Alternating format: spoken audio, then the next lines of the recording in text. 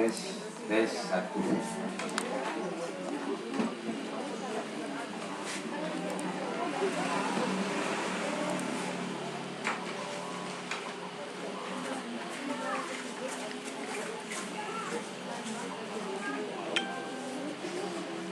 Cek 1 2 3. Cek 1 2 3.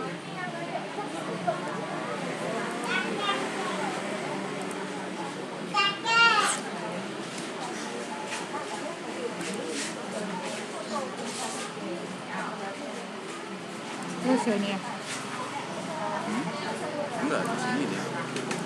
Udah mulai kok. Oh iya, betul. Tinggal pencet Mana? baliknya. Baliknya 2 kali. Ini sekali next sekali. Itu aja. Ikut yang tampil sini. Next, ini bisa. Lagi main pembunuh. Jangan. Udah, video operator. Kita punya kru baru ya? Ada kru baru ya? Kirain mau berdua. Ya. Yang ini Pak dari tolong Pak. Tinggal di desa. Tinggal di tengahnya aja.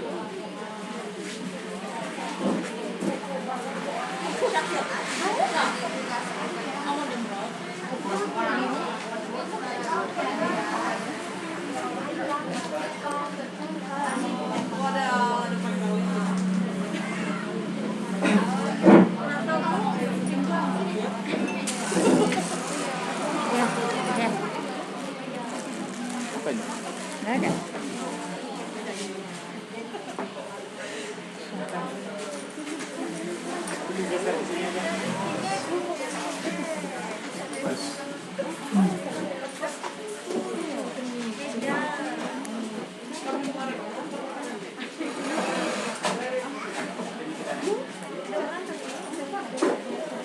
Oh.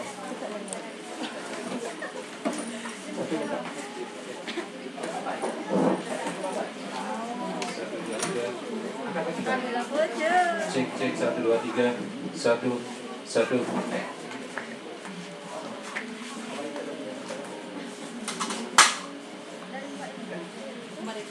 Tes.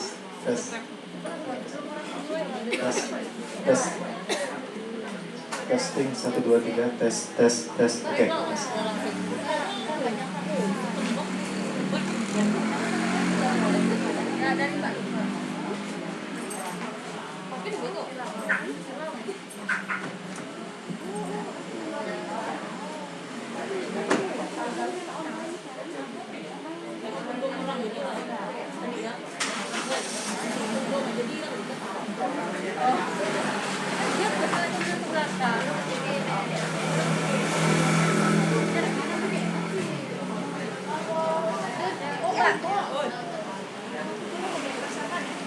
Mau dimulai?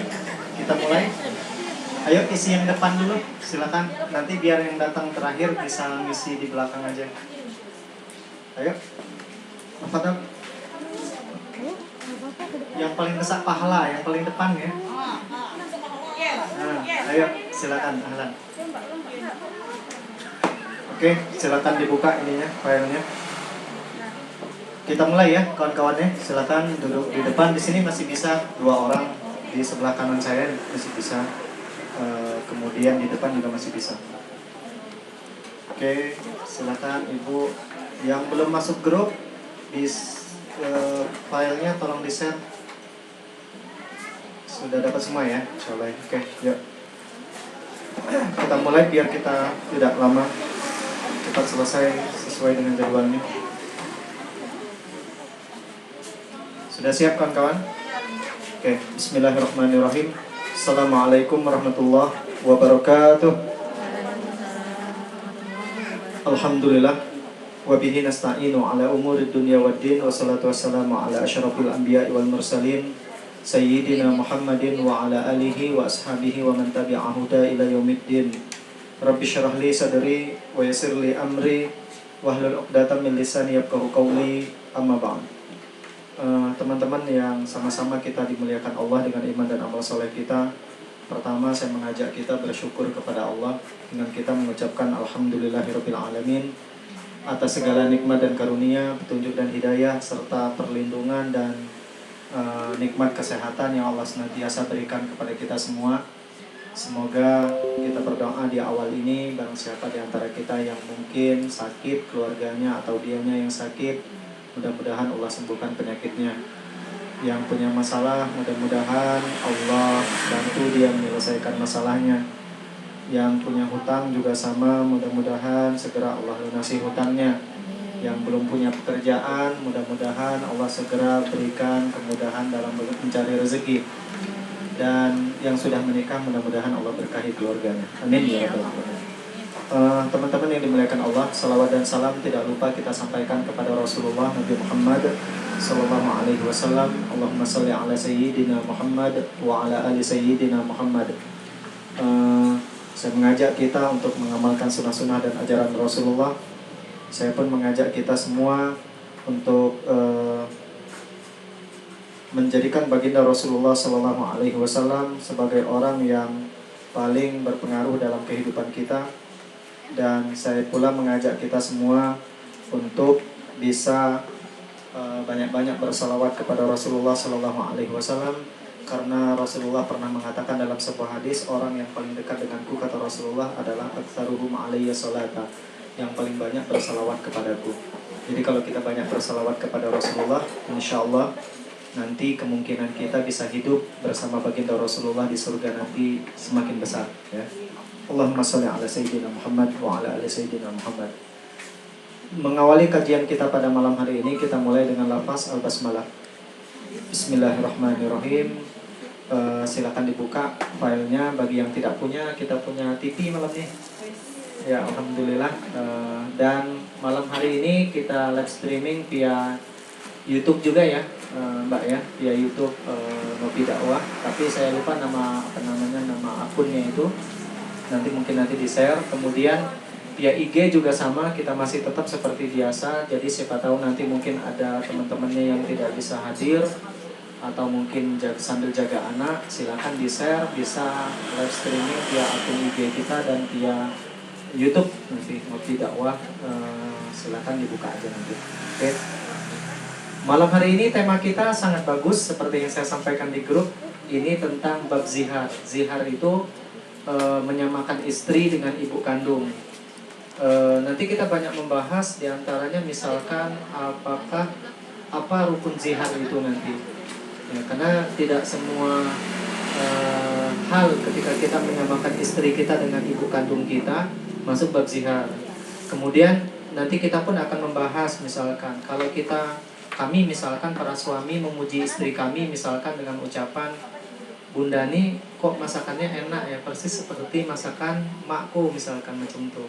Apakah itu sudah masuk bab zihar atau tidak gitu. Kemudian nanti kita pun akan membahas apa sanksi dan konsekuensi bagi mereka yang menyamakan istri mereka dengan ibu kandungnya, ya.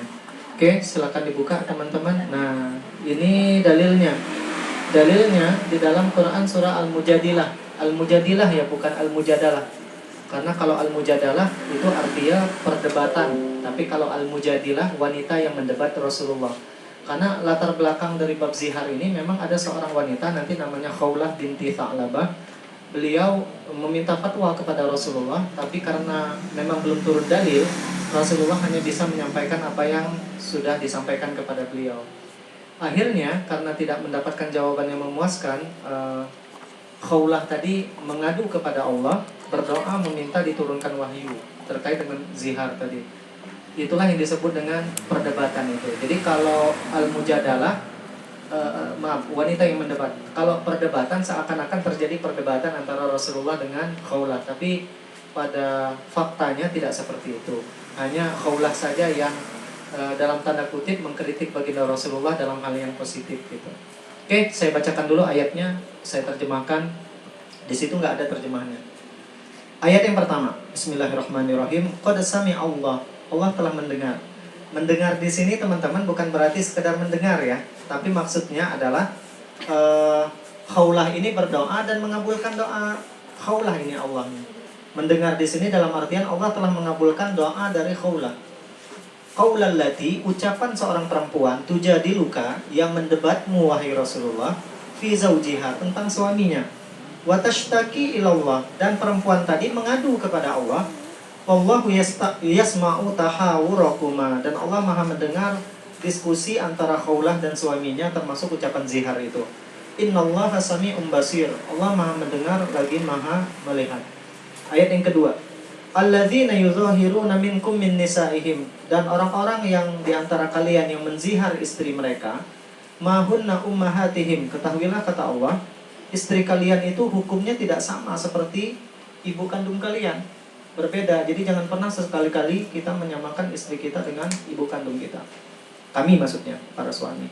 In ummahatuhum illallai waladanahum. Mengapa? Ini alasannya. Karena ibu kalian, kata Allah, adalah wanita yang melahirkan kalian, sedangkan istri kalian tidak melahirkan kalian. Secara hukum tentu berbeda. Maka Allah larang itu. Kemudian wa innahum layakuluna munkaram minal qawli wazura. Barang siapa yang menzihar istri mereka, sesungguhnya kata Allah, mereka telah mengucapkan ucapan yang mungkar. Mungkar itu ucapan yang keji. Wazura, dan ucapan yang dusta. Mengapa disebut ucapan yang keji? Karena ucapan zihar ini sangat menyakitkan para istri. Menyakitkannya di mana?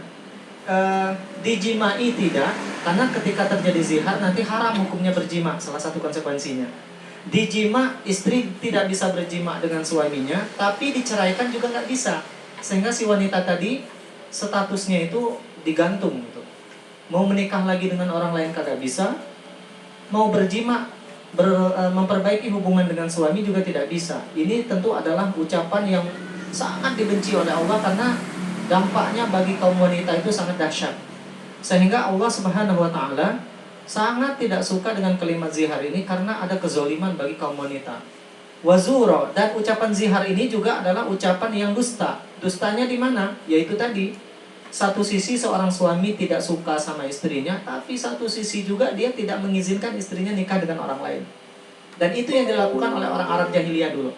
Ya. Oke. Kemudian kita lanjutkan. Wa innallaha la'afuwun ghafur, dan Allah Maha Pemaaf lagi Maha Pengampun. Ayat yang ketiga. Walladzi, nah ini konsekuensinya. Jadi kalau kami telah menzihar istri kami, maka kami baru bisa berjima dengan istri kami jika kami melaksanakan sanksi dan konsekuensi ini. Pertama, walladzina yuzahiruna min nisaihim, orang-orang yang telah menzihar istri mereka, tsumma ya'uduna lima qalu, lalu mereka menarik ucapan ziharnya. Beda zihar dengan talak nanti di sini kawan-kawan. Kalau talak itu ketika sudah terucap dari lisan seorang suami, dak pacak lagi ditarik. Nyesel dak nyesel, men kalimatnya jelas, jatuh talaknya. Ya. Ade dak ade niat, kalau kalimatnya jelas, jatuh. Berkelahi nih sama istri, tiba-tiba cerai kita, atau kamu saya ceraikan. Habis itu dia ngomong kayak gini ya, maaf bunda, tadi kau nyesel, tidak jadi kau tarik lagi ucapan talak kau tadi. Tidak pacak kalau talak. Tapi kalau zihar bisa. Bedanya di situ, ya. Jadi perbedaan yang paling konkret antara talak dan zihar itu di situ nanti. Ketika talak itu satu kali terucapkan, maka dihitung satu dan tak pacak ditarik lagi. Tapi kalau zihar, dia ketika sudah terucap, lalu suami ingin menarik ucapannya, itu bisa. Bedanya di situ, ya.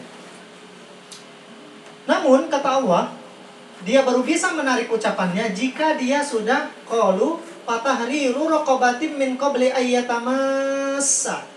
Hendaklah mereka membebaskan budak dulu sebelum mereka menarik ucapannya. Atau ketika mereka menarik ucapannya sebelum berjima dengan istrinya, mereka harus membebaskan budak dulu. Cuma masalahnya zaman sekarang tidak ada lagi budak. Ini budaknya bukan budak kecil, oh. Kalau budak bahasa wong Palembangnya beda pelit. Ini budak dalam artian hamba sahaya. Yang zaman dulu itu budak itu diperjualbelikan. Dan itu bebas mau diapain sama kita, disuruh bekerja. Kalau budaknya perempuan bahkan halal bagi kami yang memiliki budak tersebut. Itu hukumnya halal untuk dijimai dan statusnya seperti istri juga gitu. Nah, otomatis ini tidak berlaku ini. Lanjut ya. Dzalikum tu'adzuna bih. Yang demikian kata Allah, pengajaran yang Allah berikan kepada kalian. Wallahu bima ta'maluna khabir. Allah Maha mengetahui apa yang kalian kerjakan. Ayat yang terakhir, yang keempat. Paman lam yajid. Barang siapa yang tidak mendapati budak, ya bisa jadi seperti zaman sekarang sudah nggak ada lagi budak, atau zaman dulu tidak mampu bayar budak.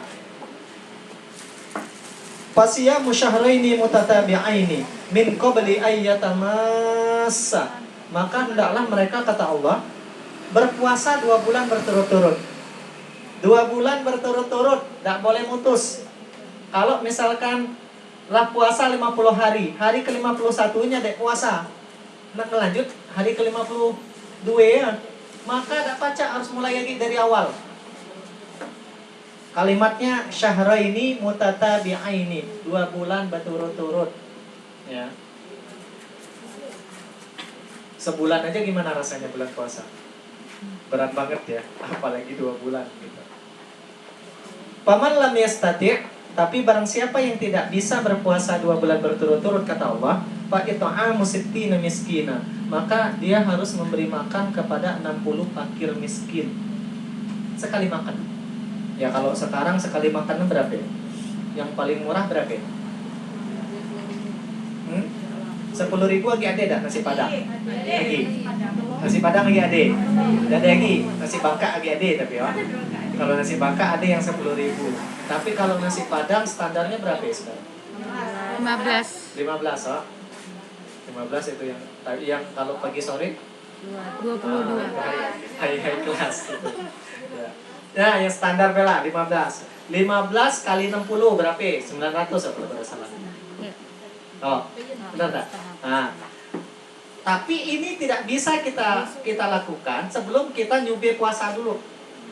Nah, jadi ini bukan pilihan ya, 1, 2, 3-nya tadi membebaskan budak, yang kedua tadi puasa, sama yang ketiga ini apa namanya? Memberi makan 60 fakir miskin. Bukan kita milih sekenak kita, tapi berurutan. Tidak pacak nomor 1 baru nomor 2. Tidak pacak nomor 2 baru nomor 3. Tidak ujuk-ujuk kita nyari yang paling ringan, tidak pacak. Itulah beratnya zihar itu nanti di situ. Beda dengan kalau kita misalkan kami ilah, nanti insya Allah minggu depan atau pertemuan berikutnya giliran saya, nanti kita akan bahas bab ilah. Ilah itu sama, suami bersumpah tidak menyetubuhi istrinya dalam beberapa waktu, maksimalnya kalau saya nggak salah 4 bulan, supaya dia bisa menyetubuhi istrinya lagi, maka dia harus membayar kafarah sumpah. Kafarah sumpah itu lebih ringan. Itu memberi puasa 3 hari berturut-turut, atau kalau atau kan pilihan berarti, atau dia berpuasa 10 hari. Sorry, yang pertama tadi puasa 3 hari, yang kedua dia setelah dia berpuasa 3 hari memberi makan atau memberi pakaian kepada 10 fakir miskin kalau saya nggak salah. Nanti insya Allah kita bahas itu. Lebih ringan karena memang secara perbuatan pun dia tidak separah zihar ini ya. Oke, kita lanjut kawan-kawan. Dzalika litu'minu billahi wa rasulih. Yang demikian kata Allah, agar kalian beriman kepada Allah dan Rasulnya. Wa tilka hududullah, itulah batasan-batasan Allah. Walil kafirina adzabun alim, dan bagi orang kafir azab yang pedih. Oke. Bagaimana sejarah zihar? Nah, bahasa Arab gele tapi kau terjemahin Wak, nanti atau saya ringkas saja ya. Zihar, teman-teman saya harus sampaikan, zihar ini sebenarnya adalah perbuatan yang sudah dilakukan oleh orang Arab jahiliyah sebelum kedatangan Islam.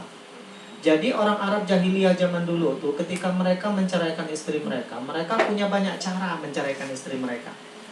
Ada cara menceraikannya dengan cara talak yang reguler, seperti kamu saya ceraikan, atau gila pulang ke mama kamu misalkan. Itu talak yang kinayah yang kemarin. Ini menceraikan dengan cara yang memang yang biasanya gitu. Dengan cara yang biasa aja seorang wanita sangat sakit itu mendengarnya. Betul nggak Bu? Betul. Oh, ya jawablah kawin apa belum nih?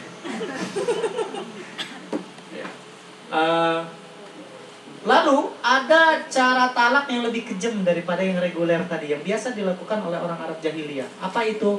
Yang pertama tadi ilah tadi. Kalau mereka udah nggak suka sama istri mereka, mereka bersumpah aja, mulai hari ini kamu nggak akan saya jimain lagi. Mereka ngomong kayak gitu. Tapi ini bukan zihar, namanya ilah nanti. Lalu ada juga namanya zihar. Zihar ini, zihar itu seperti ucapan mereka, hari ini kamu saya haramkan bagi saya seperti haramnya ibu saya bagi saya. Itulah zihar.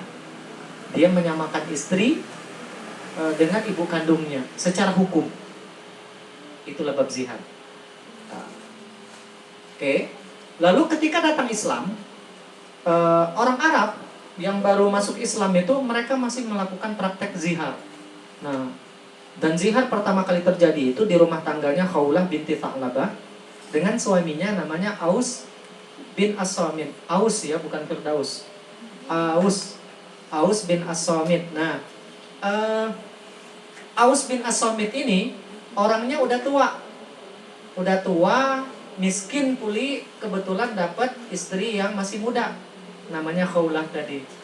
Ya, suatu ketika ceritanya Khawlah dan Aus ini ya sama kayak kita laki bini kan, suami istri kan hobi berkisah gitu kan, berdiskusi, bercerita, tersinggung Aus nih dengan ucapan istrinya, karena tersinggung lalu dia menzihar istrinya. Ini kalimatnya, ini. Nah ini ada, nih. Nah. Anti alayya kadhahri ummi. Kamu, punggung kamu seperti punggung ibu saya.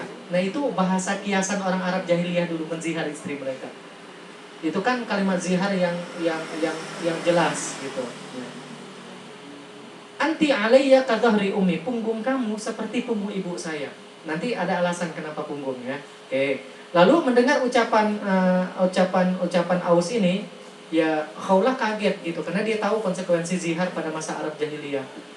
Lalu Aus keluar.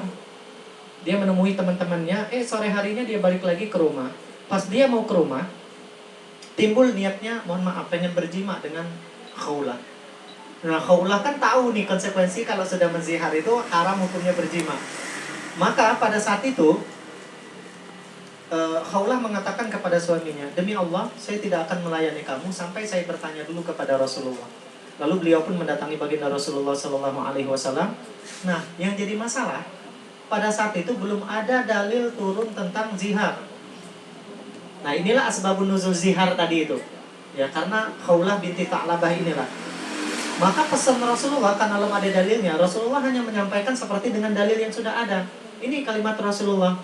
Ya, kata Rasulullah, bi annahu ibnu ammika. Ya, Aus ini anak pamanmu, kata Rasulullah. Artinya Khawlah dengan Aus ini sepupu sebenarnya. Anak pamanmu. Wa huwa syaikhun kabir. Ya.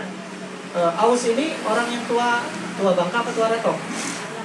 Tua retok, Pak. Tua bangka. Syaikhun kabir. Ya, wa amruha.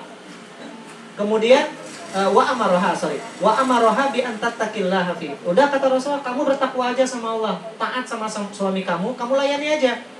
Khawlah nggak mau, tetap ngotot, dia nggak mau. Dia mengkritik apa yang disampaikan oleh Rasulullah tadi, dia nggak mau.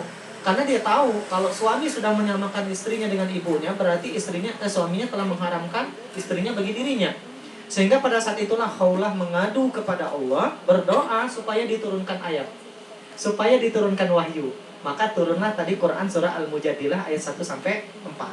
Inilah zihar yang pertama terjadi di dalam Islam. Ziharnya dalam rumah tangga Khawlah binti Tha'labah dengan Aus bin As-Samit. Ya, itu ayat yang pertama, qad Allah yang tadi sudah kita bahas. Oke. Apa itu zihar? Zihar secara bahasa dari kata-kata zahrun. Zahrun itu punggung. Zihar itu dari kata-kata zahrun. Zahrun itu punggung. Okay. Secara istilah, zihar itu adalah ketika ucapan suami yang menyamakan punggung istrinya dengan punggung ibunya dengan maksud untuk mengharamkannya. Karena kesel kan. Jadi karena dia tidak suka sama istrinya, ya tadi kayak Aus tadi kan tersinggung dengan ucapan istrinya, maka dia menyamakan punggung istrinya dengan punggung ibunya dengan tujuan mengharamkan jima istrinya. Tidak memperlakukan istri layaknya istri, seperti tidak memperlakukan ibu layaknya seorang ibu. Kalau ibu kandung boleh nggak dinikahi? Nggak. Berarti ketika suami sudah menyamakan istrinya dengan mak kandungnya, dia berarti sudah mengharamkan untuk menikah dengan istrinya sendiri. Satu. Yang kedua, ibu kandung mohon maaf, boleh nggak dijimai kalau sudah? Nggak boleh. Berarti ketika suami menyamakan istrinya dengan ibu kandungnya, dia telah mengharamkan jima bagi istrinya terhadap dirinya. Jadi memang sangat sangat keji ini, keji banget ini zihar ini. Makanya bab zihar ini, kalau para suami kemarin di ngopi dakwah yang ikhwan itu sudah saya sampaikan materi ini, karena saya nggak mau para suami yang hadir itu nanti mereka terlalu ringan mengucapkan kalimat zihar sama istrinya.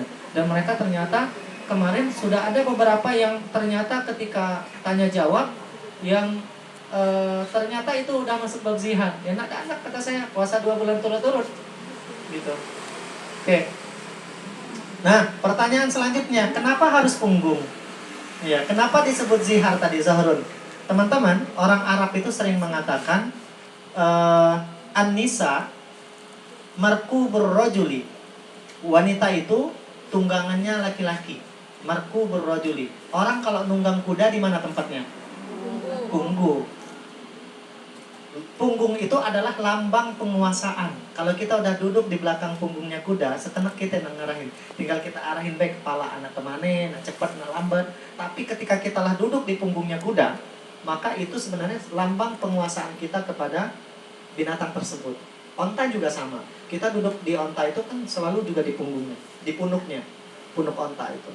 Sama. Sehingga kenapa bab ini disebut dengan bab zihar? Ketika suami telah menzihar istrinya, yang itu artinya punggung, berarti pada hakikatnya secara tidak langsung dia melepaskan penguasaan dan tanggung jawabnya terhadap istrinya. Cuma kejinya tadi, istrinya tidak pacar nikah sama orang karena statusnya masih istri dia. Kejinya itu di situ, sehingga kaum wanita, para istri khususnya, dengan bab zihar ini sangat terzolimi oleh ucapan tersebut. Nah, itulah teman-teman kenapa disebut dengan punggung itu. Oke, selanjutnya rukun zihar. Zihar itu baru bisa disebut dengan zihar jika terpenuhi 4 rukun ini. Rukun yang pertama adalah suami, yang kedua istri, yang ketiga harus ada lafaz yang diucapkan. Kalau cuma dalam hati, cuman sama kayak talak, tidak jatuh. Ya, kita akan kesal sama istri kan, kadang berniatlah dalam hati, ini nak pisah asa aku. Ya, kan ada, tapi tidak terucap, maka nggak jatuh. Zihar pun sama nanti, ya. Kemudian yang keempat, wanita yang diserupakan dengan istri kita. Oke, kita bahas sikok-sikok. Yang pertama suami. Suami yang menzihar ada syaratnya. Yang pertama harus berakal. Maka nggak boleh zihar itu diucapkan oleh suami yang ngigau. Lagi tidur misalkan tiba-tiba suaminya ngomong, Bunda ini mulai sekarang seperti mak saya statusnya. Itu nggak masuk. Karena orang ngigau itu kan akalnya tidak sempurna. Atau orang yang sedang mabuk juga nggak bisa. Orang yang sedang gila juga sama. Kalau orang yang depresi cemana? Kalau depresinya ringan, maka tetap jatuh ziharnya. Tapi kalau ringan sama sedangnya. Tapi kalau depresinya berat, depresi berat itu dia sudah tidak lagi tahu apa yang dia ucapkan. Gitu. Maka itu tetap jatuh. Gila pun sama. Gila yang misalkan ada yang kadang gila, kadang enggak. Nah, saat dia ngucapin misalkan ninya sedang normal, maka jatuh ziharnya. Sama kayak talak kemarin yang sudah kita bahas. Tapi kalau saat dia ngucapin itu ternyata dia tengah gila, maka nggak jatuh. Oke, Bang, minum saya Bang, minta tolong. Oh. Protes lu. Yang kedua, syarat suaminya harus baligh. Baligh itu artinya apa? Dewasa. Dewasanya laki-laki ditandai dengan mimpi basah, dewasanya perempuan ditandai dengan haid. Kalau tidak mimpi-mimpi, kalau tidak haid-haid, para ulama fikih sepakat menentukan dewasanya seseorang itu balik ke umur 15 tahun. Ya, saya ulangin. Dewasanya laki-laki, mimpi basah. Dewasanya perempuan dengan keluarnya darah haid. Ada beberapa special case atau kasus yang sangat spesial. Orang ada yang tidak mimpi-mimpi, ada juga tidak haid-haid. Maka para ulama sepakat menentukan dewasanya balik ke umur 15 tahun. Walaupun dia tidak haid, walaupun dia tidak mimpi, tetap dianggap dia sudah dewasa. Nah, kalau suaminya masih anak-anak, mungkin karena dijodohi di waktu kecil, maka Yang baru supaya jatuh ziharnya harus diwakilkan kepada walinya. Oke, yang ketiga, muslim syarat suaminya. Karena ini menurut sebagian pendapat. Karena kalau suaminya non muslim, maka ziharnya tidak sah menurut sebagian ulama. Mengapa tidak sah? Ada yang tahu? Karena nikahnya perempuan yang muslimah dengan laki-laki yang non muslim itu hukumnya haram. Gak boleh. Karena yang nanti akan menjadi kepala rumah tangga ya laki-laki gitu ya. Kemudian kalau kami yang laki-laki boleh nggak menikah dengan wanita non muslim? Non muslimah berarti bukan non muslim. Oke. Saya perlu sampaikan teman-teman, non muslim di dalam ilmu fikih terbagi menjadi dua. Pertama disebut dengan ahlul kitab, orang yang agamanya pernah dikasih kitab sama Allah, yang memang agamanya itu Allah yang turunkan, hanya saja terjadi penyimpangan. Contohnya Nasrani sama Yahudi. Itu kan agamanya itu pernah dikasih kitab sama Allah, nabinya pun jelas, Nabi Musa sama Nabi Isa. Namun pengikutnya melakukan inhiraf, penyimpangan ajaran terhadap kitab suci mereka. Tuh, itu namanya ahlul kitab. Yang kedua, non muslim di dalam Islam itu disebut dengan musyrik. Orang yang menyekutukan Allah, yang menciptakan Tuhan sendiri. Seperti misalkan orang Jepang nyembah matahari, ya. Orang mana lagi? Orang India nyembah sapi. Nah, itu orang yang musyrik. Maka kami misalkan menikah dengan orang musyrik, walaupun kami muslim, wanitanya musyrik nggak boleh, tetap haram. Tapi kalau ahlul kitab masih boleh. Ya, cuma pertanyaannya sama nggak ahlul kitab zaman dulu dengan ahlul kitab zaman sekarang? Tuh, nanti kita bahas di bab khusus nanti insya Allah apa hukum menikah dengan non muslim. Ada bab khusus nanti insya Allah. Kita selesaikan dulu nanti bab nikah ini, minggu depan kita bahas kalau nggak ilah li'an. Habis itu baru nanti kita bahas hukum menikah dengan laki-laki non muslim. Nah, itu jangan datang tuh. Siapa tahu nanti di antara ika yang tengah ta'aruf dengan laki-laki non muslim. Bahaya tuh. Oke, istri. Apa syarat istri? Pertama, istrinya itu dinikahi dengan pernikahan yang sah. Maka status istrinya istri yang sah. Kalau nikahnya itu misalkan kurang rukun nikahnya. Rukun nikah ada berapa? 5. Calon suami, calon istri, wali si wanita, 2 orang saksi, ijab dan kabul. Ada 5. Calon suami, calon istri, wali si wanita, 2 orang saksi, lafaz atau yang sering disebut dengan ijab dan kabul. Kurang 1 aja, maka pernikahannya gak sah. Ya. Nah, kalau dia ada suami yang menikah dengan wanita kurang rukunnya, maka pernikahannya tidak sah. Ziharnya pun juga nggak sah berarti. Ya, itu 1. Yang kedua, sah zihar saat istri menjalani masa iddah. Saya salah tulis. Ini kan talak. Harusnya sah zihar saat istri menjalani masa iddah. Ya, masa iddah. Oke, silakan. Di situ masih ada kursinya. Ya. Di sini mbak itu masih 2. Situ masih 2. Atau geser lagi, boleh. Ya, boleh terserah di mana aja. Kalau ini nggak bisa. Oke. Ini. Di depan masih bisa. Tadi sikonnya. Ya. Oke, kita lanjut ya kawan-kawan ya. Saya ulangin. Sah zihar yang diucapkan suami ketika istri menjalani masa iddah. Iddah ini bisa jadi karena dia dicerai suaminya atau karena dia menggugat cerai. Ya, tergantung. Kemarin sudah kita bahas detail masalah iddah. Kalau dia haid, berapa masa iddah? 3 kali suci. Kalau dia lagi suci diceraikan suaminya atau dia menggugat cerai suaminya, berarti masa iddahnya 3 kali haid. Kalau dia hamil, masa iddahnya sampai melahirkan. Kalau dia sudah berhenti haidnya, menopause, atau belum pernah haid sama sekali, masa iddahnya berapa? 6.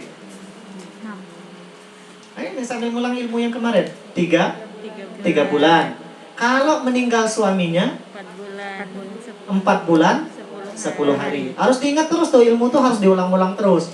Jangan sampai nanti terjadi sama kita Kita tidak tahu ilmu tuh, nah buka-buka kulit, nah itu harus sering diulang-ulang. Oke. Jadi kalau misal saya menceraikan istri saya, lalu dia menjalani masa iddah 3 kali haid. Di haid yang kedua, tiba-tiba saya lihat istri saya masih juga nggak berubah, lalu saya jatuhkan zihar saking kesal, maka ziharnya tetap sah. Ya. Paham ya kawan-kawan ya? Yang ketiga, rukun zihar yang ketiga adalah lafaz. Lafaznya seperti lafaz talak. Ada lafaznya sorry, jelas. Ada lafaznya kinayah, membutuhkan niat. Lafaz yang jelas itu seperti misalkan, hari ini status kamu seperti status mak saya. Atau bisa dengan fisik, punggung kamu hari ini seperti punggung mak saya. Kalimatnya jelas banget. Tapi kalau suami mengucapkan kayak gini, Bunda, kamu seperti ibu saya. Nah ini tanya dulu, Bang, kelak dulu Bang. Abang ada niat menzihar saya atau enggak? Karena kalimatnya kan dua kemungkinan. Seperti ibu saya.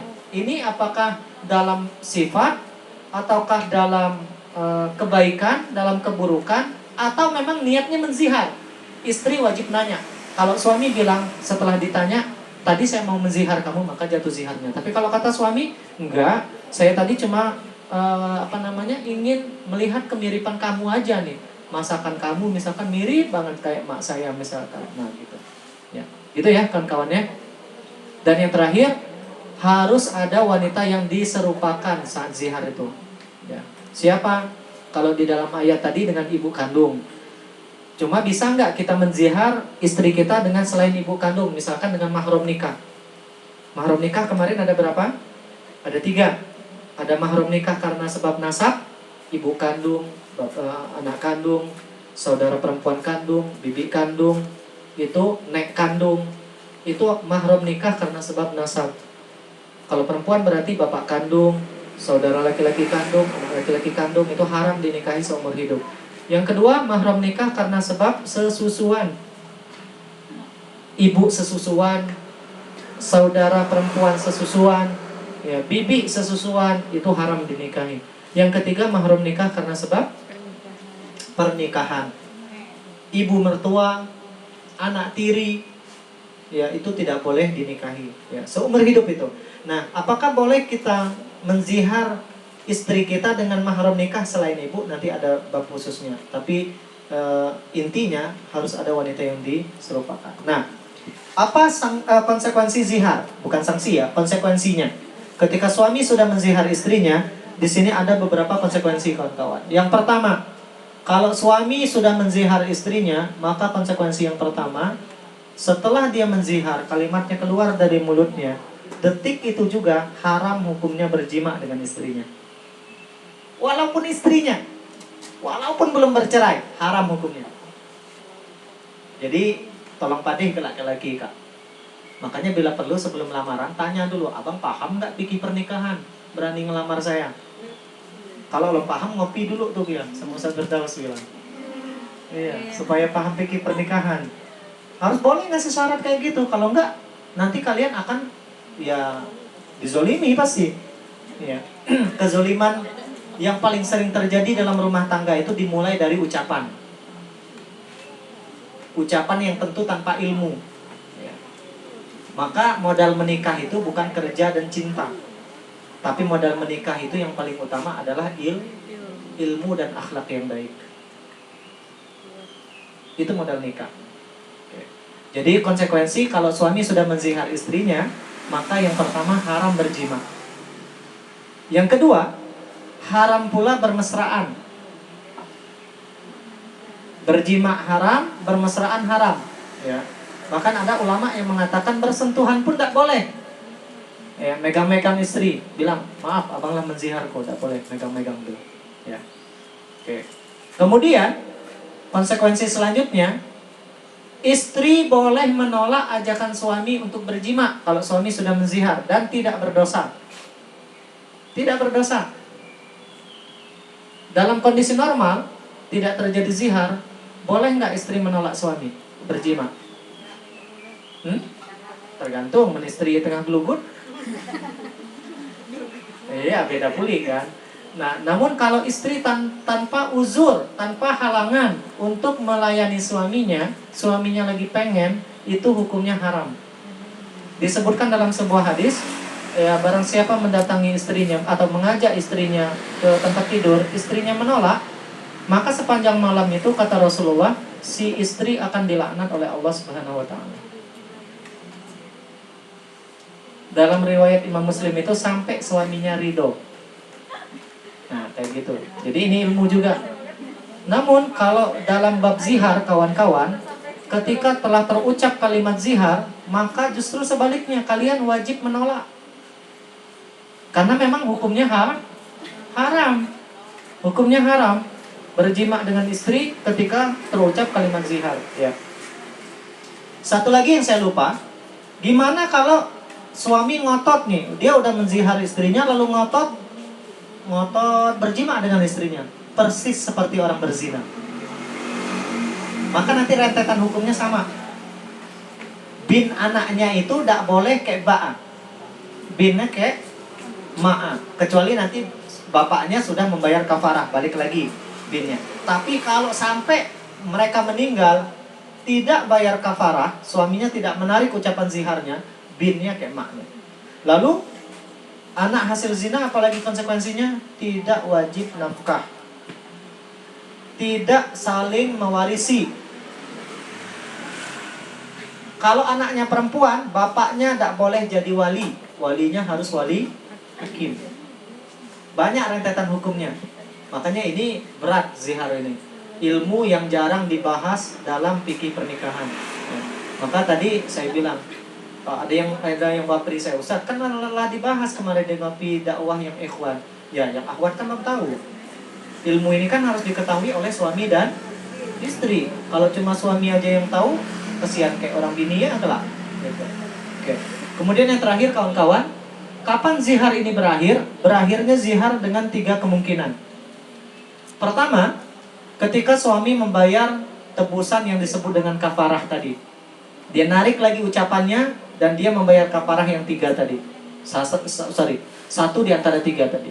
Yang kedua, jika suami atau istri ini berpisah, bercerai sebelum sempat membayar kafarah, maka otomatis kafarahnya, otomatis ziharnya juga putus. Ya.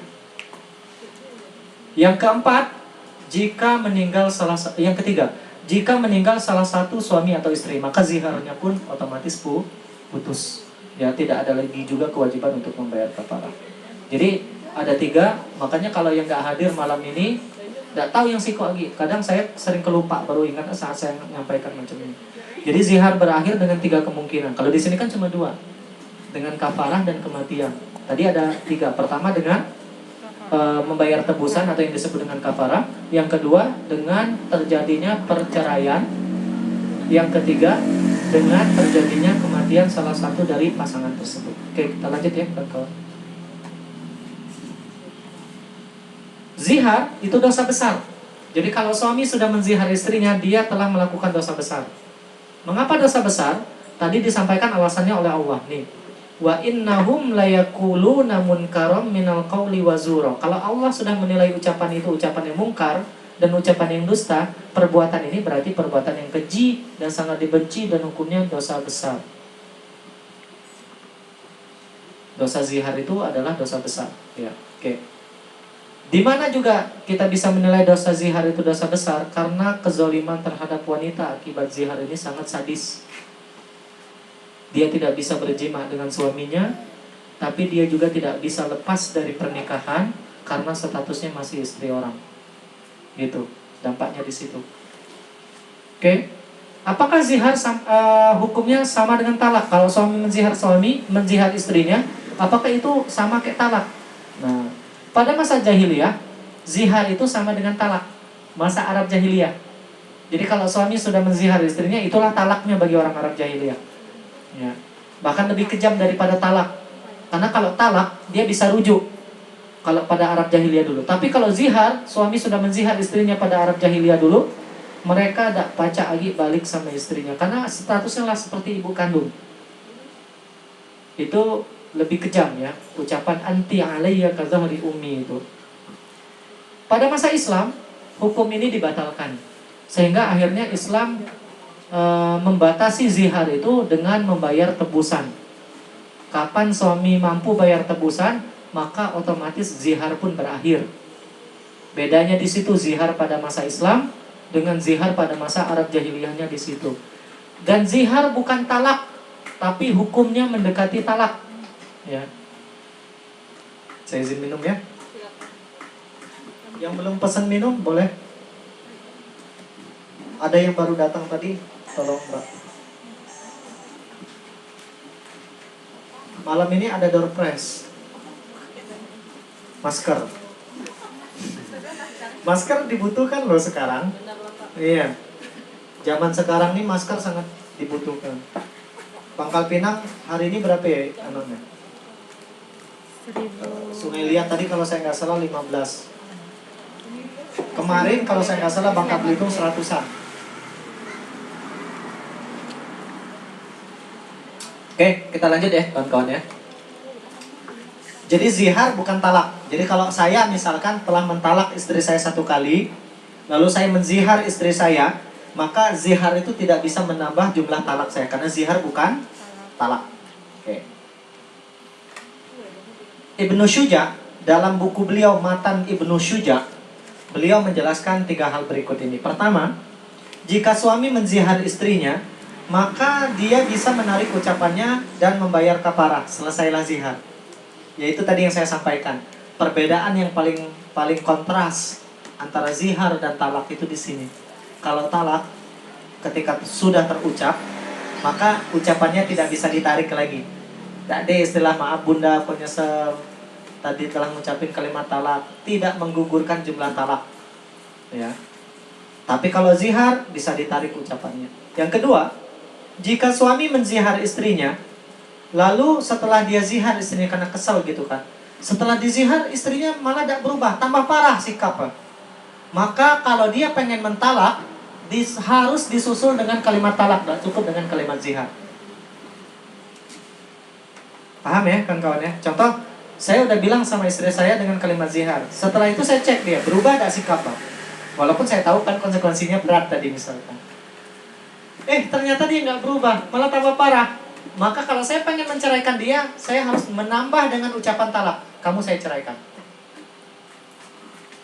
Oke, itu yang pertama. Yang kedua. Yang ketiga, jika suami dari awal, nah ini beda yang nomor 2 dan nomor 3 itu. Kalau dari yang nomor 3 itu niat mentalaknya itu setelah zihar. Tapi kalau yang nomor 3 ini niat mentalak dulu, ade baru zihar. Jika suami mentalak istrinya dengan cara zihar, walaupun tidak terucap kalimat talak, itu udah termasuk talak. Menurut Ibnu Syuja, dalam Matan Ibnu Syuja. Beda yang nomor 2 dan nomor 3 di niatnya tadi ya.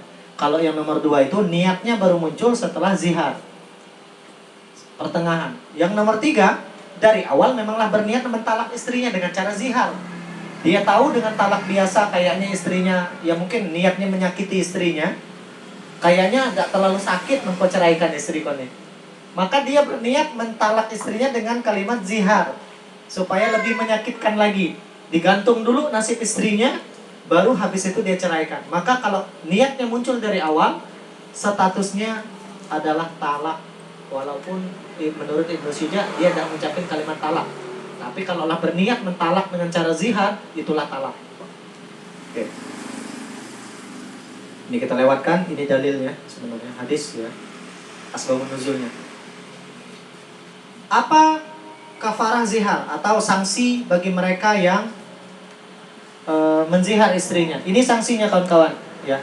Mereka tidak bisa berjima dengan istrinya dan status istrinya tidak bisa lagi balik ke pangkuan suaminya, dalam artian dalam perkara jima tadi, kecuali suaminya melakukan 3 hal satu dari 3 hal berikut. Dan ini tadi saya sampaikan, harus yang nomor 1 dulu. Ini bukan pilihan. Tidak boleh milih yang nomor 2, nomor 1 kita tinggalkan, atau yang nomor 3 langsung, nomor 2 tidak kita gaui. Jadi harus berurutan. Yang pertama membebaskan budak. Zaman sekarang otomatis tidak pacak lagi, karena tidak diagi budak zaman sekarang. Berarti hukumnya nomor 1 ini, kalau sekarang ada suami menzihar istrinya, dia tidak lagi membebaskan budak, ya. Yang berarti dia langsung masuk puasa 2 bulan berturut-turut. Kira-kira menurut teman-teman, kalau suaminya kayak saya, badan masih sehat, makan banyak, ngopi juga, untungnya tidak ngerokok bayi, puasa 2 bulan berturut-turut, kira-kira mampu nggak kalau kayak saya? Mampu. Berarti saya nggak boleh masih makan 60 paket miskin. Clear. Kecuali suami punya penyakit yang kalau dia berpuasa 2 bulan berturut-turut bisa membahayakan kondisi tubuhnya, maka dia boleh ngasih makan. Atau suaminya seperti Aus tadi, lah tuweratok tadi, tidak sanggup lagi berpuasa, maka dia boleh memberi fakir miskin makan 60 fakir miskin. Yang ketiga, konsekuensinya atau kafarahnya adalah, bukan konsekuensi, sanksinya, yang ketiga adalah memberi makan 60 fakir miskin. Yang tadi, kalau yang punya duit nyaman, tapi yang tidak berduit, tidak begawi, tetap payah juga ini, ya. Oke, kita lanjutkan. Bagaimana zihar suami non-muslim? Ada 2 pendapat. Menurut jumhur, zihar suami non-muslim tidak sah. Mengapa tidak sah? Pertama, kalimat di dalam Quran surah Al-Mujadilah tadi itu, walladzina yuzahiruna minkum. Minkum itu artinya dari orang Islam. Orang non-muslim tidak masuk dalam kalimat minkum itu. Yang kedua, mengapa zihar dari non-muslim itu tidak sah? Karena menikahnya suami yang wanita muslimah dengan suami non-muslim itu hukumnya menurut jumhur tidak boleh, haram. Berarti semua rentetan hukum setelah pernikahan itu juga haram. Berjimaknya pun juga haram, ya, gitu. Yang ketiga, karena sanksi bagi zihar tadi ada diantaranya membebaskan budak dan puasa. Non-muslim puasa enggak? Enggak. Kalaupun mereka puasa tidak dapat pahala. Maka inilah alasan jumhur mengatakan ziharnya suami non-muslim tidak sah. Tapi menurut mazhab Syafi'i sah. Karena menurut sebagian mazhab Syafi'i, pernikahan wanita muslimah dengan laki-laki non-muslim sah dengan syarat. Sebagian, ya, menurut sebagian pendapat mazhab Syafi'i, ya. Kemudian talak non-muslim juga sah menurut mazhab Syafi'i. Ziharnya pun juga sah. Dan yang ketiga, kafarahnya itu tidak berpuasa, otomatis berpuasanya gugur. Kalau zaman sekarang berarti membebaskan budaknya juga gugur, maka kafarahnya tinggal tersisa siko, memberi makan 60 fakir miskin, ya. Oke. Apakah zihar wanita kepada suaminya sah? Contohnya gini, abang nih persis kayak bakko jahat. Apakah itu masuk bab zihar atau tidak? Menurut jumhur ulama itu tidak zihar. Jadi zihar itu hanya ucapan suami kepada istri. Ucapan istri kepada suaminya itu tidak masuk bab zihar. Saking kesalnya Ika, sekalipun suami ngeselin tetap tidak masuk bab zihar, ya. Kalau itu bukan zihar, berarti kalian tidak ada kafarahnya menurut jumhur, ya. Mengapa tidak sah zihar wanita kepada suaminya? Ini alasannya yang terakhir itu. Karena ijab kabul diucapkan laki-laki saat terjadinya pernikahan. Berarti untuk melepaskan ikatan pernikahan itu atau zihar ini kan ucapan juga yang bisa mempengaruhi status pernikahan, itu hanya sah dilakukan oleh laki-laki. Kalau perempuan tidak sah, karena perempuan tidak dia kan ijab kabul dengan wali kami yang laki-laki, berarti juga sama, ziharnya tidak sah menurut jumhur. Masuk akal sebenarnya. Oke. Tapi menurut Imam Ahmad bin Hambal, ziharnya wanita kepada suaminya tetap sah. Berarti tetap wajib membayar kafarah kalau wanita tadi pengen berjima dengan suaminya. Kafarahnya yang mana? Yang tadi pilihannya nomor 2 dan nomor 3. Berarti kalau menurut mazhab Hambali, wanita yang menyamakan suaminya dengan mahram nikahnya tetap masuk bab zihar dan tetap wajib bayar kafarah kalau pengen berjima dengan suaminya. Tapi saya harus sampaikan, ini pendapat yang lemah. Pendapat yang kuat, zihar itu hanya dilakukan oleh laki-laki kepada istrinya. Oke. Tapi menikah juga beda hal. Kalau pengen menzihar suaminya misalkan dan pengen nyoba gimana beratnya zihar, enggak apa-apa. Oke, apakah menzihar saudari perempuan sah? Artinya selain ibu tadi, ada dua pendapat. Pendapat yang pertama, jumhur ulama. Jumhur ulama artinya mayoritas ulama ya. Kalau saya bilang jumhur itu artinya mayoritas.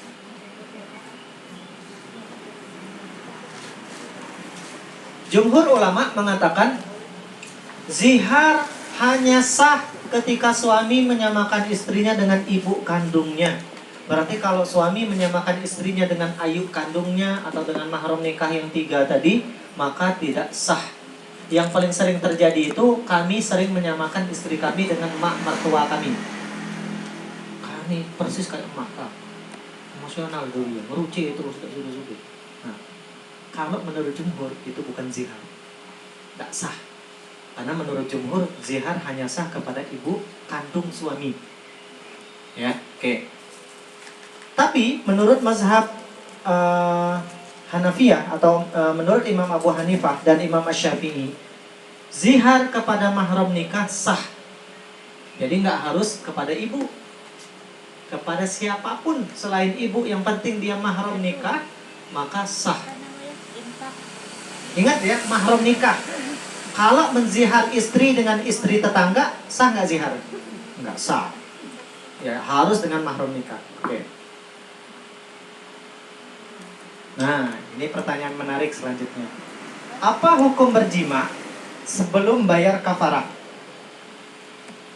Kadang ada suami yang tidak tahan. Dalam artian dia nggak peduli lagi masalah kafarah. Yang penting dia berjima dulu. Nah, ini ada 3 pendapat kawan-kawan ya. Kalau terlanjur terjadi jima sebelum sempat suami membayar kafarah, maka status suaminya berdosa dan bermaksiat kalau dia berjima. Karena tadi hukum jimanya apa? Dosa. Haram. Berarti kalau haram, definisi haram itu dikerjakan berdosa, ditinggalkan dapat pahala. Maka menurut Imam Abu Hanifah, kalau suami yang menzihar istrinya lalu berjima dengan istrinya sebelum sempat membayar kafarah, maka suaminya berdosa dan bermaksiat. Yang kedua, bagaimana dengan kafarahnya? Kalau terlanjur berjima, kafarahnya gugur menurut mazhab Abu Hanifah, menurut Imam Abu Hanifah. Ya. Yang kedua, menurut mayoritas ulama atau jumhur ulama sama. Suami yang terlanjur berjima dengan istrinya sebelum sempat membayar kafarah, maka hukumnya berdosa dan bermaksiat. Pada posisi itu, kata jumhur, mereka tetap diminta untuk bertaubat karena mereka melanggar ketentuan Allah tadi. Dan bagaimana dengan kafarahnya? Menurut jumhur tidak gugur kafarahnya. Beda dengan mazhab dengan Imam Abu Hanifah tadi. Kalau Imam Abu Hanifah maka otomatis gugur sanksinya. Tapi menurut jumhur tidak gugur, tetap wajib membayar salah satu kafarah, baik nomor 2 maupun nomor 3 gitu. Tergantung kondisi mereka mampu atau tidak berpuasa. Abu Bakar Ar-Razi, seorang ulama, beliau mengatakan apa? Konsekuensi zihar ini menarik. Beliau bertanya, apa sebenarnya konsekuensi zihar? Kalau suami menzihar istrinya, konsekuensinya membayar kafarah atau haram berjima?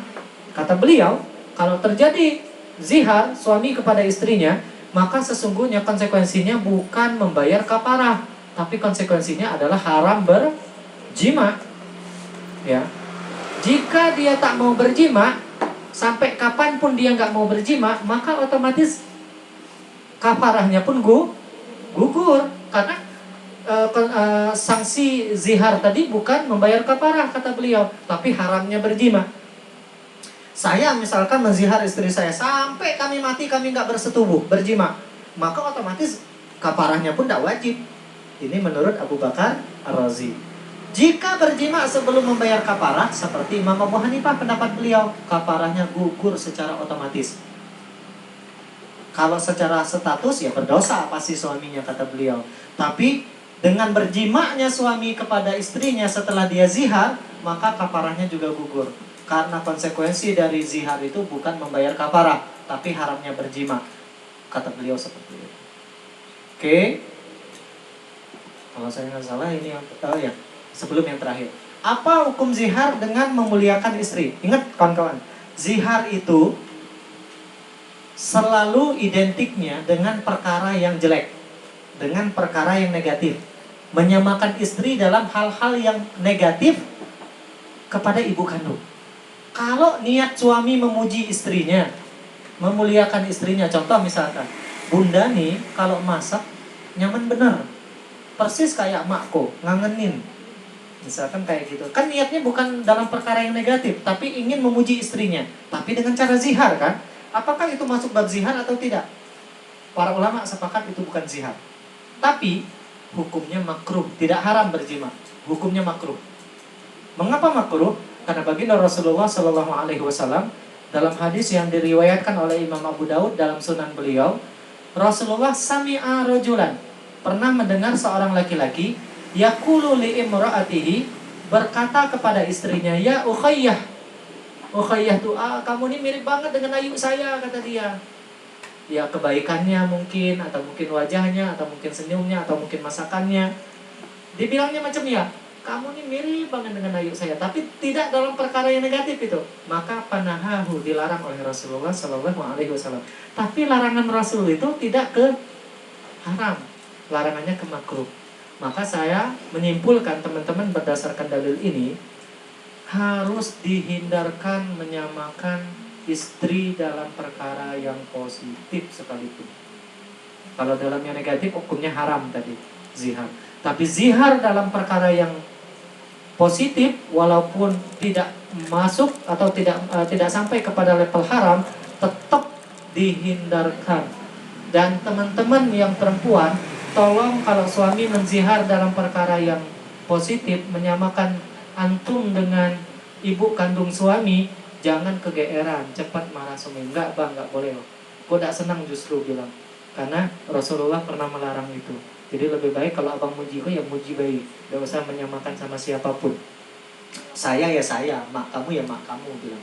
Saya pasti berbeda gitu. Mak kamu punya kecantikan sendiri, punya kebaikan sendiri, saya pun punya kecantikan sendiri dan kebaikan sendiri. Setiap orang pasti berbeda. Orang kembar sekalipun sifatnya berbeda, apalagi istri dengan mak kandung, beda banget gitu ya kawan-kawannya. Terakhir, apa hikmah dari Allah syariatkan bab zihar ini? Pertama, Allah akan mengabulkan doa yang disampaikan dengan ikhlas. Seperti Khawlah tadi, ketika dia meminta fatwa kepada Rasulullah karena memang belum turun dalilnya. Satu sisi dia tidak mau melayani suaminya bukan karena benci dengan suaminya, tapi karena ingin menjalankan syariat Allah. Dia takut kalau dia layani suaminya, satu sisi suaminya telah menzihar dia, maka dia mengadu kepada Allah, berdoa kepada Allah supaya diturunkan wahyu terkait dengan zihar. Apa yang terjadi? Allah kabulkan. Maka barang siapa yang berdoa dengan ikhlas, benar-benar mengharapkan kebaikan, ingat ya, kata kunci dari doa yang ikhlas itu, isi doanya adalah kebaikan. Kalau doanya isinya keburukan, itu bukan doa yang ikhlas. Contoh misalkan tanah kita atau air tetangga kita jatuh ke rumah kita, kita doakan dengan keburukan, misalkan mintalah umah, misalkan kata dia ancok, misalkan kena pandem kayu misalkan. Itu doa yang tidak ikhlas. Doa yang ikhlas kata kuncinya pasti isinya mengandung kebaikan. Atau kita misalkan pergi sholat ke masjid, pas keluar sandal kita hilang, kita berdoa mintalah orang yang ngambil sandal kita masuk bandar. Itu doa yang gak ikhlas, gak akan Allah kabulkan. Walaupun kita terzolimi sekalipun, gak akan Allah kabulkan. Doa yang Allah kabulkan adalah doa yang ikhlas, ya. Ingat, doa orang terzolimi tidak ada hijab antara mereka dengan Allah, tapi dengan syarat doanya penuh kebaikan. Maka kalau kita dizolimi, doakan kebaikan buat orang yang menzolimi kita. Jangan doakan keburukan, ya. Yang kedua, haram hukumnya menyamakan istri dengan mahram nikah. Saya lebih sepakat dengan mahram nikah, bukan hanya ibu kandung. Karena status kalau mahram nikah, haram berjima, haram menikah itu bukan hanya kepada ibu kandung, tapi kepada mahram nikah tadi, ya. Yang ketiga, haram berjima sebelum membayar sanksi yang tadi Allah tetapkan.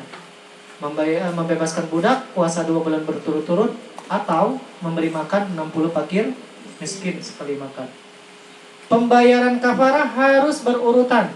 Nomor 1, nomor 2, nomor 3. Itu bukan pilihan. Batasan Allah untuk ditaati, bukan untuk dilanggar. Wabil khusus dalam perkara pernikahan. Dan yang terakhir, betapa pentingnya menjaga ucapan ketika kita sudah menikah. baik laki-laki maupun perempuan. Perempuan yang kalimatnya tidak terjaga dalam sebuah pernikahan, menyakiti perasaan suaminya, itulah yang menyebabkan tadi Aus mengucapkan zihar. Suami juga sama, kalau dia ringan mengucapkan kalimat talak, ringan juga misalkan dia, ya misalkan dikit-dikit ngancam cerai, dikit-dikit ngancam cerai, itu ucapan yang sangat tidak disukai oleh Allah Subhanahu wa taala. Teman-teman yang dimuliakan Allah, Rasulullah pernah bersabda, sebuah kalimat kalau dia mengandung kebaikan, kalimat itu akan mendatangkan ridhonya Allah dan mengangkat derajat kita di hadapan Allah. Contoh, dalam sebuah hadis Rasulullah pernah bersabda, kalimatani, ada dua kalimat, cuma dua kalimat, kalimatani tsaqilatani fil lisan, ringan diucapkan oleh lisan kita. Ya, saya ulangin, kalimatani, ada dua kalimat, khafifatani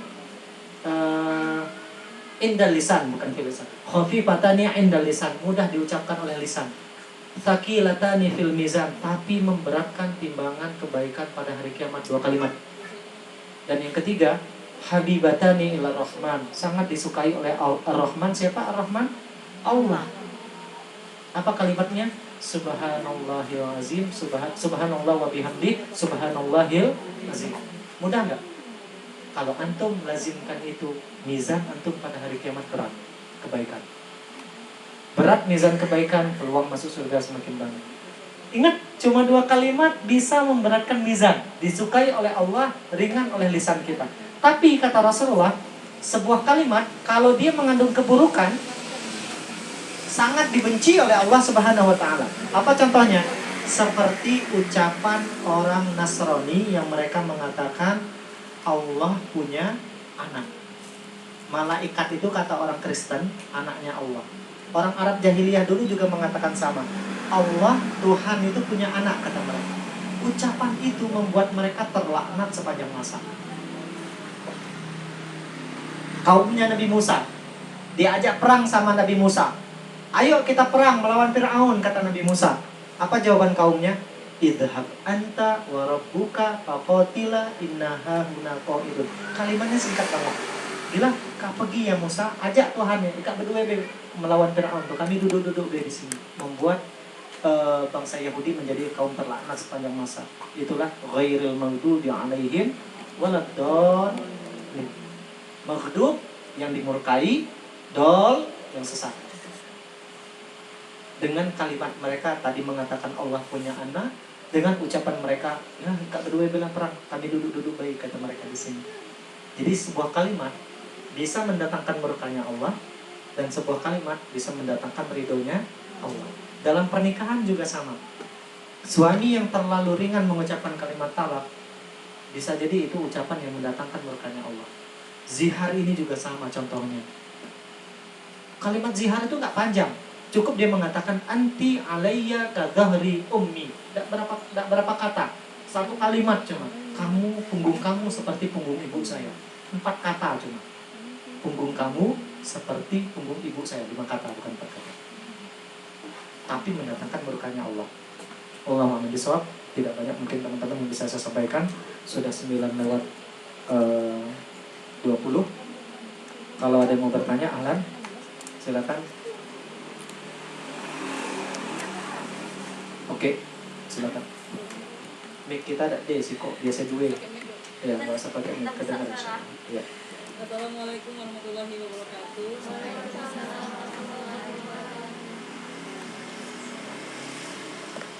Mau nanya, Kak, kalau panggilan mama pada istri apakah termasuk talak zihar? Lah, tuh baik. Lah, jadilah tak. Sebenarnya enggak, Wan. Oke. Panggilan mama, bunda, kan, umi. Kebetulan kita manggil mak kita juga macam itu juga. Umi, bunda. Kalau manggil zaman sekarang mak lah ada lagi, oh. Kecuali kami orang kampung. Kalau saya masih manggil mak kayak mak saya gitu. Jadi kalau kami orang Menduk tuh dek mama. Ade mak gitu. Nah, apakah itu masuk bab zihar? Enggak masuk bab zihar. Itu kan pertama kita panggilan itu Bisa jadi kita manggil panggilan bunda kepada istri kita itu untuk memuliakan dia. Bisa jadi. Satu sisi bisa jadi niatnya untuk mendidik anak kita agar terbiasa manggil maknya dengan panggilan yang seperti itu. Lagi-lagi saya harus mengatakan innamal a'malu binniyat. Balik ke niatnya. Insya Allah enggak. Kecuali kalau kami manggil istri kami dengan bunda, umi, atau mama misalkan, tapi niatnya sekaligus menzihar baru masuk. Tapi kalau tidak dia ya tidak gitu. Ya Allah a'lam bishawab. Ada dia silakan Bu. Assalamualaikum warahmatullahi wabarakatuh. Saya ingin bertanya Pak Ustaz, apakah zihar itu termasuk sunat atau wajib? Tidak. Itu aja. Oke. Hukum di dalam Islam ada berapa hukum? Saya udah sering nyampaikan itu. Di dalam Islam hukum ada berapa? Ada 5. Pertama haram. Kedua makruh. Ketiga wajib. Keempat sunnah. Kelima mubah. Gitu. Itu menurut jumhur. Tapi kalau menurut mazhab Abu Hanifah, hukum itu ada 7. Cuma mereka yang belajar usul fikih yang paham. Pertama fardu. Makanya sholat 5 waktu menurut mazhab Abu Hanifah hukumnya bukan wajib, tapi fardu. Di bawah fardu baru wajib. Di bawah wajib baru sunnah. Yang ketiga, yang keempat haram. Yang kelima ada makruh tahrim. Apa itu makruh tahrim? Makruh tahrim itu seperti melamar wanita yang sudah dilamar oleh orang lain. Itu makruh tapi mendekati haram. Yang ketiga makruh tanzih. Makruh tanzih itu di ngopi kayak kita sekarang, sebelum ngopi makan petai banyak-banyak, sikat gigi dah. Nah, yang benci bukan cuma Allah, kelak kawan samping kita pas ngomong berdengus kelak mau petai, benci juga tetangga. Itu namanya makruh tanzih. Yang terakhir baru mubah. Maka hukum menurut mazhab Abu Hanifah ada 7.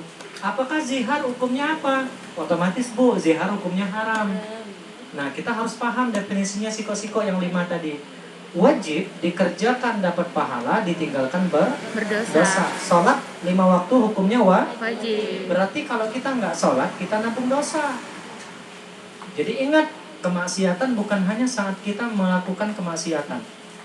Dosa bukan hanya ketika kita melakukan kemaksiatan, tapi dosa saat kita meninggalkan kewajiban. Bagus tuh baca jadi status.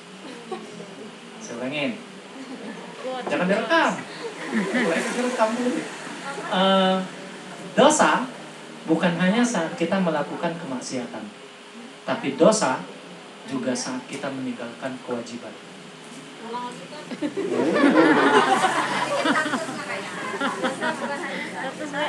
Sampai nang ulang.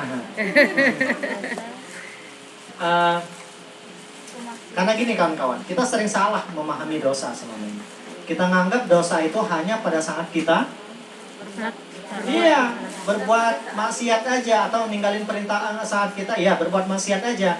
Tapi sesungguhnya, saya ulangin, dosa bukan hanya saat kita melakukan sebuah kemaksiatan, tapi dosa saat kita meninggalkan perintah Allah itu juga dosa. Sana diulang lagi. Kan ulang kok malam nih, mungkin ulang terus. Oke, jadi clear ya. Nah, jadi definisi wajib itu dikerjakan dapat pahala, ditinggalkan berdosa. Karena dosa bukan hanya saat kita melakukan kemaksiatan, tapi juga dosa saat kita meninggalkan perintah Allah Subhanahu wa taala. Sunnah. Apa pengertian sunnah? Dikerjakan dapat pahala, ditinggalkan tidak berdosa. Jangan sampai. Karena rugi. Ya. Kalau kita bilang sunnah itu dikerjakan dapat pahala, ditinggalkan tidak apa-apa, alangkah banyaknya sunnah yang kita tinggalkan. Dan buktinya sekarang kita banyak ninggalin sunnah. Kecuali satu sunnah yang paling kita ingat, malam Jumat. Iya. Bagi yang sudah nikah, si ngopi dakwah itu kan malam Jumat kebetulan kami. Ustaz, jangan lama itu Ustaz, oh kami nak pulang dan ngamalin sunnah kata ya. Paksa kadang saya cut materi gitu. Jadi pengertian sunnah, dikerjakan dapat pahala, ditinggalkan rugi. Itu pengertian sunnah yang benar. Jadi harus dirubah, jangan ditinggalkan tidak, ditinggalkan rugi. Ya. Apalagi haram, dikerjakan dapat dosa, Dosa. ditinggalkan dapat pahala. Kebalikan dari wajib. Makruh, dikerjakan dapat dikerjakan. Apa pengertian makruh? Halo. Dikerjakan tidak berdosa, tapi dibenci. Dibenci nggak? Makruh itu asal katanya apa? Karoha yakrohu, makruh, benci. Ana akrohuka, saya benci kepada kamu. Makruh, sesuatu yang dibenci. Berarti kalau kita kerjakan, kita dibenci. Bisa jadi oleh Allah, bisa jadi oleh manusia. Kayak tadi makan petai nuaiga. Kawan kita pasti tidak suka kayak kita. Makan jengkol misalkan, lalu kita BAB. Habis itu ada datang orang lain, pasti orang suzon. Wah, nuaya ya tadi. Makan jengkol benci, orang tak suka karena mengganggu kenyamanan orang, makruh. Kalau rokok hukumnya makruh apa haram? Makruh. Tergantung ya nanya ke ustadznya ngerokok apa enggak ustadznya? Ya saya haram. Kalau Bapak haram. Saya haram. Oke. Kalau ustadz yang ngerokok, ustadz akan berani ngomong haram. Tapi kalau antum tanya sama saya, hukum rokok haram. Pertama karena saya memang tidak ngerokok. Yang kedua, karena saya tahu banyak dalil yang menjelaskan memang tentang rokok. Haram. Mereka yang pernah belajar usul fikih pasti tahu rokok haram. Ya, oke. Saya ulangin, pengertian makruh dikerjakan tidak berdosa tapi dibenci, ditinggalkan dapat pahala. Ingat ya, jangan lupa kalimatnya dibenci itu, karena arti makruh itu dibenci. Seperti talak, halal nggak? Halal, tapi dibenci kan? Nah, halal dia, tapi dibenci. Siapa yang benci? Allah. Mubah, perkara yang tidak dapat pahala dan tidak dapat dosa, hanya sekedar perkara yang dibolehkan. Ya, oke. Wallahu a'lam bishawab. Ada lagi? Ya, yang belakang dulu.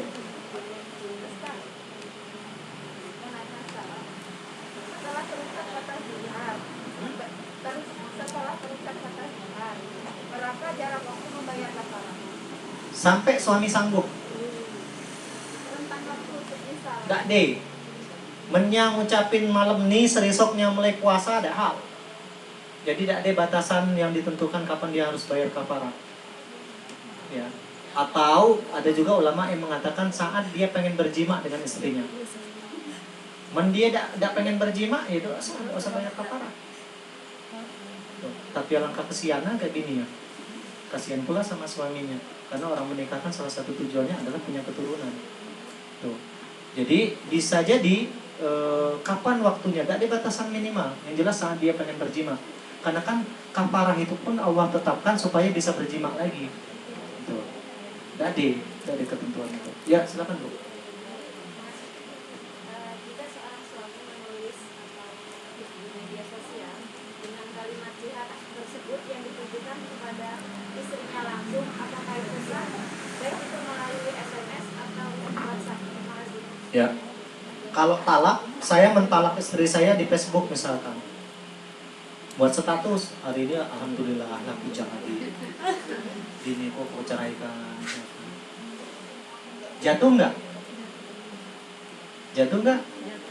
Tergantung. Apakah yang nulis itu benar-benar suaminya atau bukan? Perlu ditabayun dulu. Jadi perlu cek and recheck dulu. Yang kedua, perlu ditanya dulu niat suaminya. Benar nggak abang nulis nih? Yang kalimat zihar di medsos tadi itu. Atau dia buat status, misalkan dia menzihar istrinya. Dia nulis misalkan, istri saya mulai hari ini seperti ibu saya. Dia nulis macam ya kan, seperti punggung ibu saya. Maka ibu sebagai istri wajib nanya, bang, abang nulis macam itu tuh niatnya menzihar nggak? Gitu. Pertama pastiin dulu apakah itu murni tulisan suami. Jangan-jangan kawannya yang nulis gitu kan. Karena kawannya mungkin naksir ke ibu misalkan. Bisa jadi gitu. Saking pengen pisah macam itu. Wallahualam. Jadi dua hal lakukan. Pertama tabayun, yang kedua tanyakan kepada suami juga. Ya, wallahualam. Ada lagi tadi? Ya, silakan Nabila. Ustaz, cara yang bisa kita lakukan ketika suami itu mentalak dengan jihad. Kenapa? Cara yang kita tahu kalau suami itu mentalak kita dengan cara jihad. Oh, kita tahu dia tuh. Oke. Kita tanya. Jadi kalau misalkan saat suami menzihar, kita kan nggak tahu nih.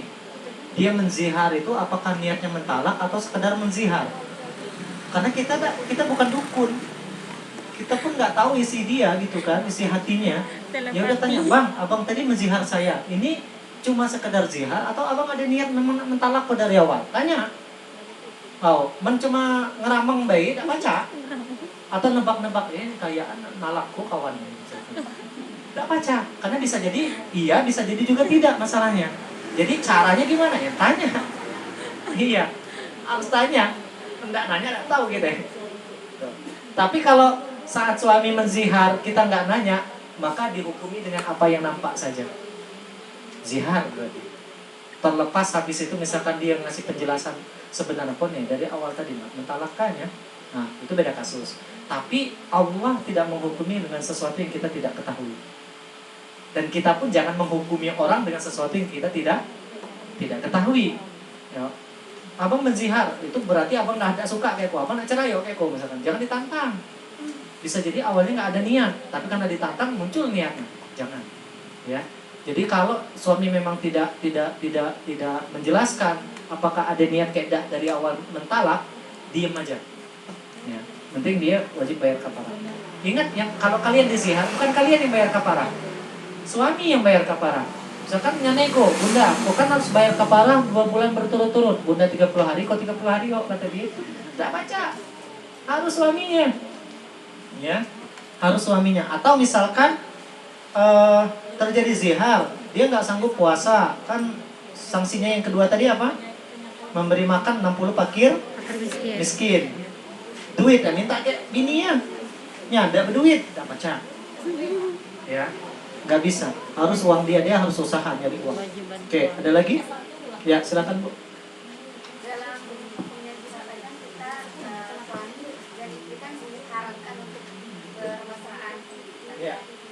Kalau misalkan konteksnya itu membujuk, Membujuk? Merayu.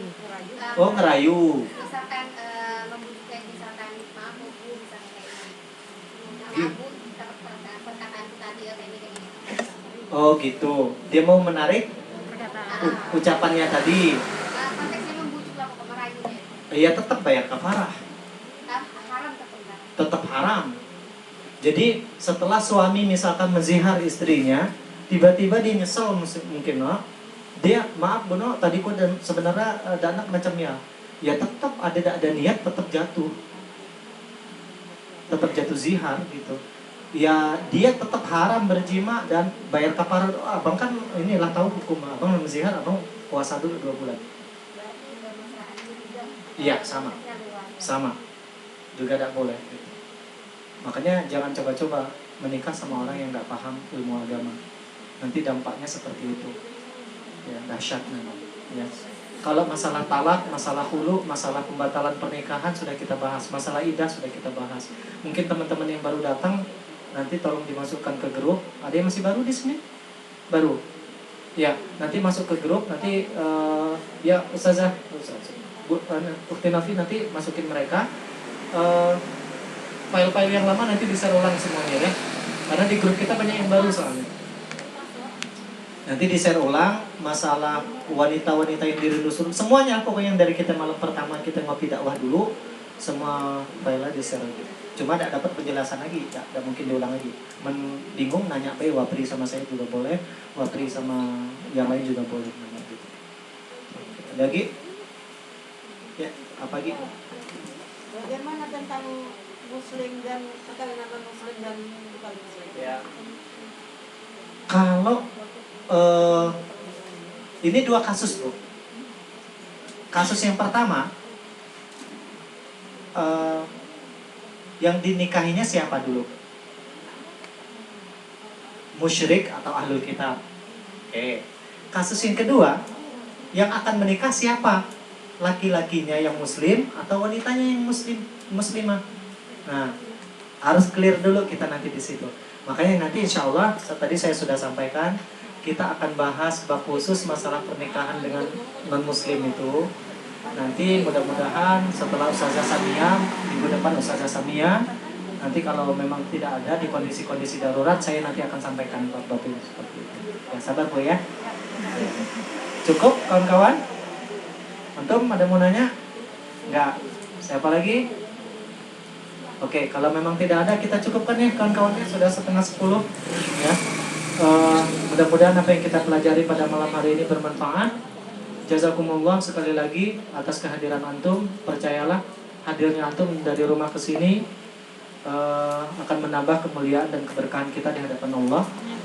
Yang jelas kita berdoa kepada Allah, semoga apapun yang kita lakukan, ucapan, perbuatan, semoga Allah ridhoi. Semoga juga Allah Subhanahu wa taala mengistiqomahkan kita dalam hidayah, mewafatkan kita dalam keadaan husnul khatimah. Amin ya rabbal alamin. Kita tutup dengan istighfar sebanyak-banyaknya. Doa kafaratul majelis. Subhanakallahumma wa bihamdika asyhadu an la ilaha illa anta astaghfiruka wa atubu ilaik. Wassalamualaikum warahmatullahi wabarakatuh. Waalaikumsalam.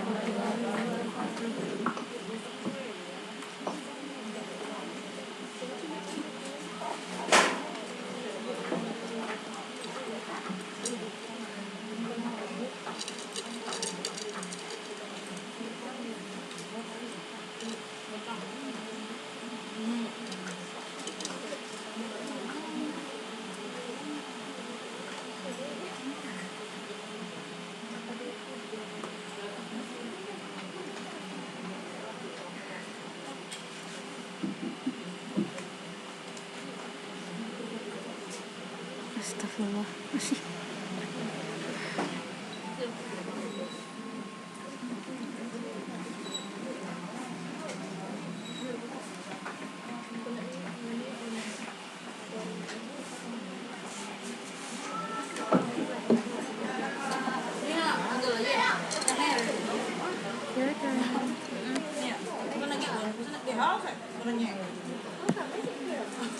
Gede banget.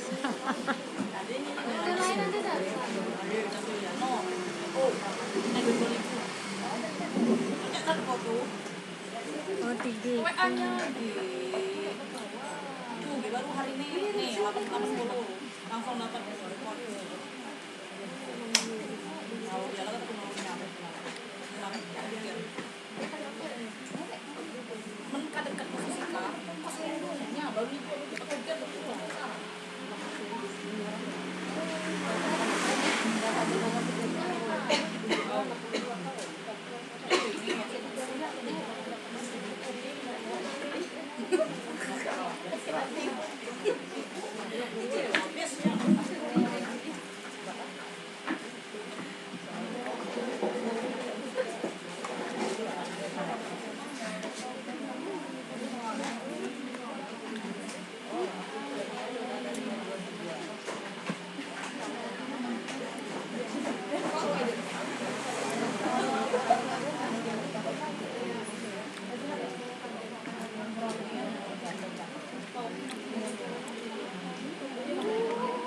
Dibawa aja deh, mau bawa pulang oleh-oleh.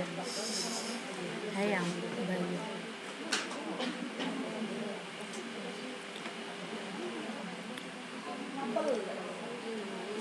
Rotinya dimakan Bu.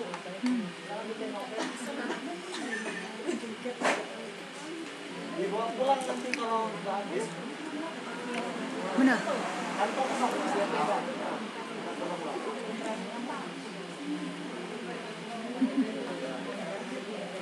Dikasih sama tetangga atau sama anak juga boleh. Ada plastiknya kok. Ya,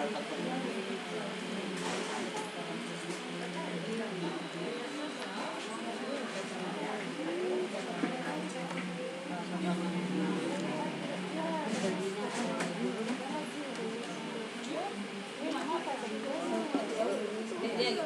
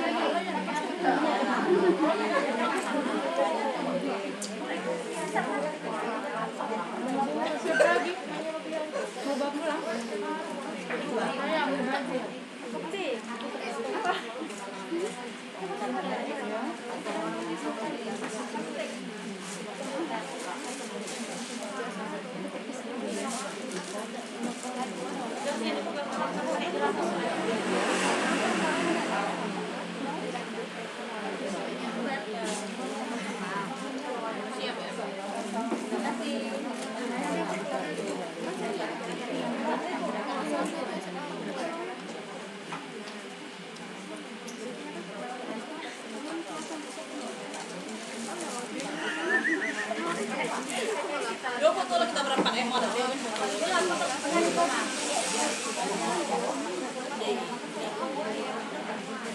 Ya. Foto enggak?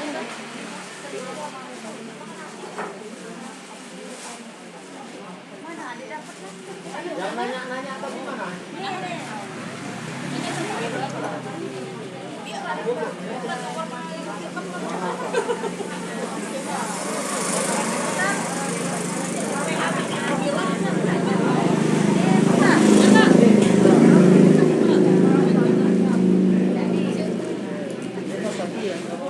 Hitam si kota. Ini si kota.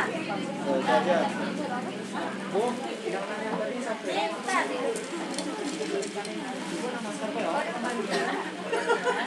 Apalagi tadi? Tadi pulang. Oh iya. Lu pulang untuk besok kan? Dua. Tadi ada yang satu lagi. Mana yang satu lagi? Iya.